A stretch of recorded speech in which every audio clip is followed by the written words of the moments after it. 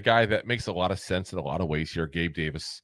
Obviously, former Buffalo Bill, was with the Jaguars last season, had 10 games, 9 starts with them, 29 catches, 239 yards, and 2 touchdowns. Signed a big free agent deal with them last year, but cut after 1 year.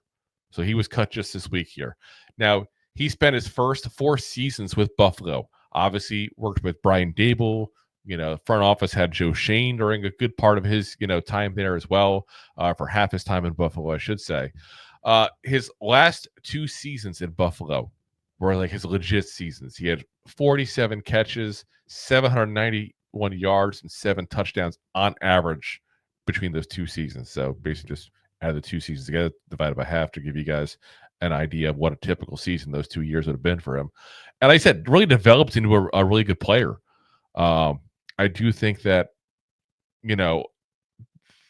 because he got dropped so late, it adds a lot of intrigue. But guys, there's a lot of free agent wide receivers out there. We're going to talk about one of them, later on, Keenan Allen. He's still out there. Amari Cooper still out there. There's a couple other receivers that are still out there. So I'm not sure what the market is going to be for him. But I will say this. I look at what we got on this roster. And again, we talked about the roster breakdown here, earlier, so I don't want to, harp on that topic all over again. You can look at the video on that if you want to watch that. But you look at what we got there. We got the big 3, obviously, in, obviously Malik Nabers, Wan'Dale Robinson, Darius Slayton. Do you guys really feel confident in anybody else but those 3? And I'll be honest, some people don't even feel confident about those 3. There's a lot of people that aren't fans of Slayton, even though we are huge fans of the show Slayton. There's a lot of people that aren't sold on Wan'Dale Robinson. Again, we're fans of Wan'Dale Robinson. So I know on this show, Rob and I both have a lot of faith in those 3 guys. I really don't have any faith in anybody else behind that. Like, am I supposed to have faith in Jalin Hyatt? Am I supposed to have faith in, Lil'Jordan Humphreys that, got, fans like crazy being happy when he left Denver because of his drops? I just don't see a player on there that I'm like, ooh, this is the guy. I think Gabe Davis is a guy who would make an impact in this roster. He's also still just 26 years old. He's young enough to go ahead and make an impact. That being said, he's going to have probably his pick of the litter where he wants to go, guys.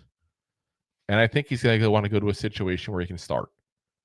Go on a 1-year deal somewhere where he can start, rebuild his value at that point there.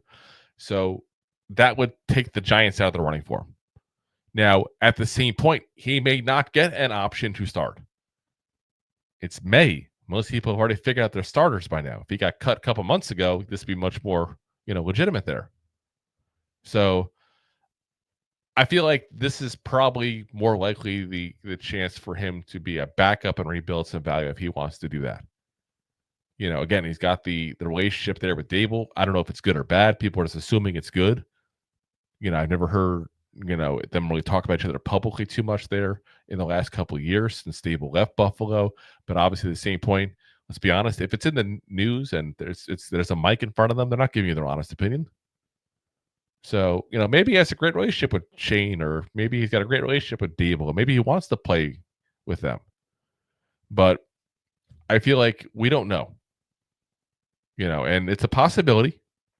The money's got to make sense. That's always a big part of that. But yeah, he'd be a guy I would really be interested in just because of the lack of options we have past the big 3. Like if one of those guys is injured, hypothetically, you want Jalin Hyatt out there?